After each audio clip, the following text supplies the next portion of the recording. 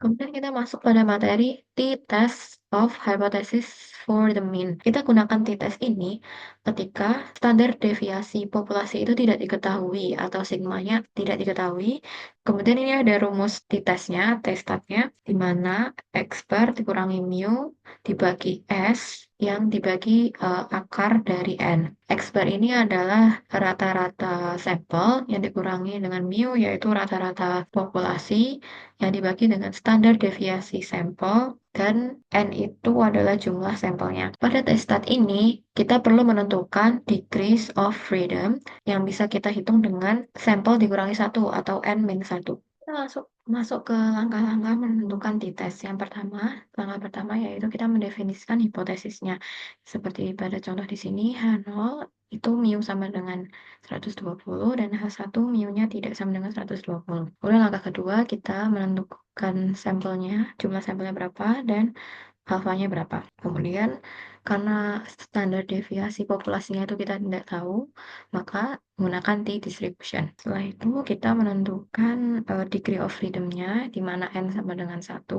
Itu berdasarkan hipotesis tadi, kita menyatakan bahwa hipotesis 1 mu tidak sama dengan 120. Hal ini menandakan kita akan melakukan two-tail test. Jadi, alfanya tadi kita bagi dua.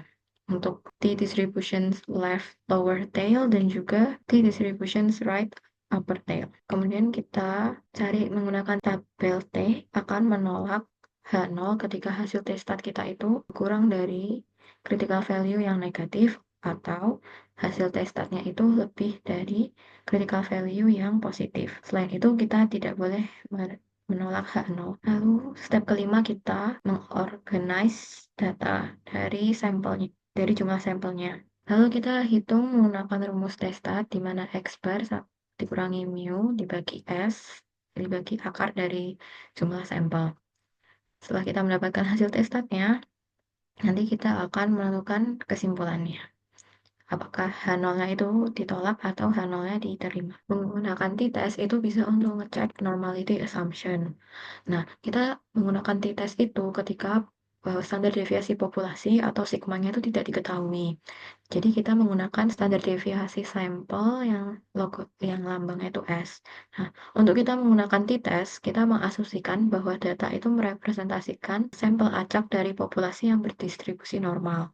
Dalam prakteknya, selama jumlah sampel itu tidak terlalu kecil dan populasi itu tidak terlalu condong atau kayak melengkung gitu, t-distribution itu akan menghasilkan perkiraan yang baik dari sampel distribusi dari rata-rata ketika sigmanya tidak diketahui. Kemudian kita lanjut ke contoh soal dari t-test.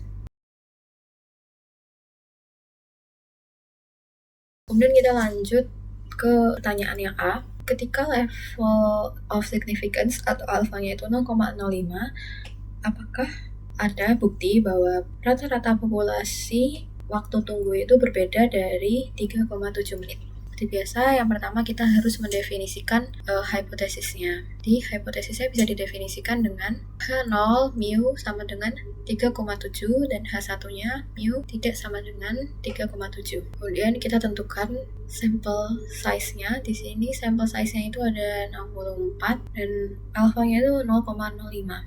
Kemudian karena kita di sini kita tidak tahu sigmanya, kita menggunakan t-test.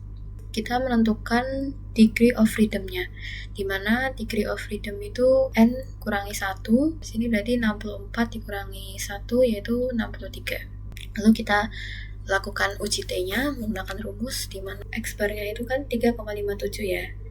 Dan kita dikurangi dengan mu-nya itu 3,7, lalu standar deviasi sampelnya itu 0,8 dan jumlah sampelnya itu ada 64. Kita masukkan ke dalam rumus dan kita mendapatkan hasil negatif 1,3.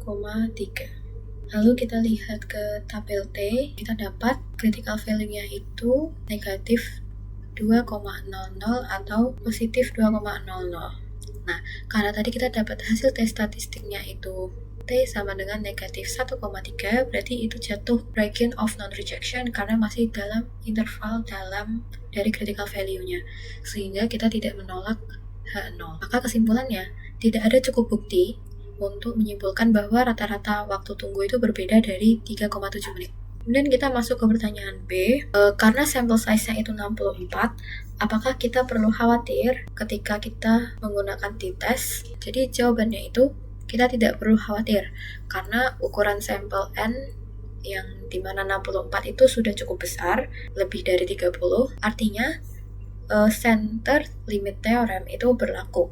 Jadi, distribusi rata-rata sampel akan mendekati distribusi normal, meskipun populasi aslinya itu tidak berdistribusi normal. Kemudian kita masuk ke one tail test. Jadi apa itu bedanya one tail test dan two tail test? Kalau one tail test itu pada kurvanya yang kita ingin cari itu hanya pada left side atau lower side-nya aja, atau right side atau upper side-nya saja. Kalau two tail test itu kita cari di kedua sisinya. Hal ini biasanya terlihat dari definisi hipotesisnya. Biasanya kalau one tail test itu nanti H0-nya itu bisa kurang dari sama dengan atau lebih dari sama dengan suatu nilai, dan H1-nya itu nanti kebalikannya. Berarti kalau H0-nya itu mu lebih besar dari atau sama dengan suatu nilai, berarti H1-nya itu mu kurang dari suatu nilai tadi, dan sebaliknya. Kalau two tail test itu berarti H0 mu langsung sama dengan suatu nilai, H1-nya mu tidak sama dengan suatu nilai. Langkah-langkah untuk Kemudian kita akan lanjut membahas contoh soal dari one tail test. Dari sini kita bisa mendefinisikan dulu hipotesisnya, di mana H0 mu kurang dari sama dengan 6,03 dan H1-nya itu mu lebih dari 6,03. Pada soal kita diketahui bahwa sampelnya itu ada 50 dan alpha atau level of significance-nya itu 0,01. Lalu juga tidak diketahui sigmanya, maka kita akan menggunakan t-distribution. Karena kita menggunakan t-distribution, berarti kita harus mencari degree of freedom-nya, di mana degree of freedom itu bisa kita cari dengan n-1. Karena n-nya ini 50, kita kurangi 1, kita mendapatkan 49. Nah, karena nanti seluruh region of rejection-nya itu ada di upper tail, karena kita lihat tadi dari H1-nya itu lebih besar, berarti seluruh region of rejection-nya itu ada di upper tail. Nilai areanya itu 0,01. Lalu kita dapat critical value, kita cek di tabel T, kita dapat hasilnya itu 2,4049. Kita kalkulasikan menggunakan rumus T-stat, yaitu X bar dikurangi mu per S atau standar deviasi sampel yang dibagi dengan akar dari jumlah sampel, banyaknya sampel. Kita tahu bahwa X bar-nya itu 6,034, mu-nya itu 6,03, S atau standar deviasi sampelnya itu 0,02, dan banyaknya sampel itu ada 50. Lalu kita masukkan ke rumusnya dan kita mendapatkan hasil 1,414.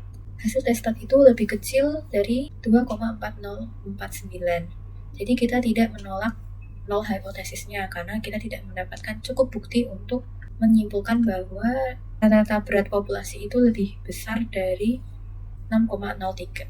kita masuk ke materi the test of hypothesis for the proportion. Jadi biasanya ini melibatkan categorical variable. Nanti akan ada dua kemungkinan hasil. Yang pertama sukses yang akan dinyatakan menggunakan P, dan failure nanti menggunakan Q. Dan ini rumusnya, di mana Z itu bisa kita cari dengan P bar dikurangi P0 dibagi akar dari P0 dikali 1 min P0, atau 1 min P0 itu kita bisa sebut dengan Q, lalu kita bagi dengan N, atau jumlah sampelnya. Skema untuk melakukan tes statistik dan critical value-nya. Dan kita masuk ke bagian terakhir, yaitu Excel guide. Nah, pada Excel guide kali ini kita akan menghitung t-test untuk one sample test. Nah, untuk kita menghitung t-test itu kita perlu menyiapkan variabel dummy seperti ini. Nah, kemudian caranya kita ke data, lalu kita pilih data analysis, lalu kita klik t-test to sample assuming unequal variances, kita klik OK. variable range-nya kita range dari yang kolom lunch. Kemudian variable 2-nya kita pilih yang dummy ini. Lalu kita klik output range-nya sembarang, bisa di sini, di sini. Kita klik OK. Nah, lalu kita hapus untuk sini.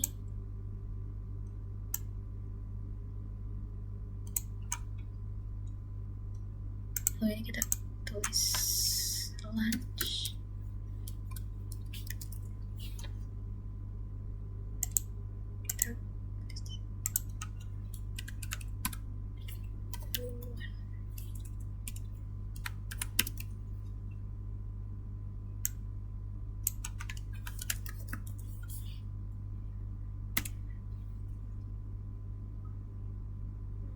Kita panjang biar jelas, kita panjang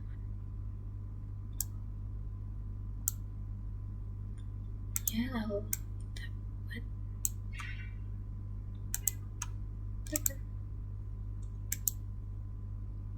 oke, itu kurang lebih cara menghitung t-test one sample test menggunakan Excel. Sekian penjelasanku mengenai hypothesis testing one sample test. Sampai jumpa di video selanjutnya. Bye-bye.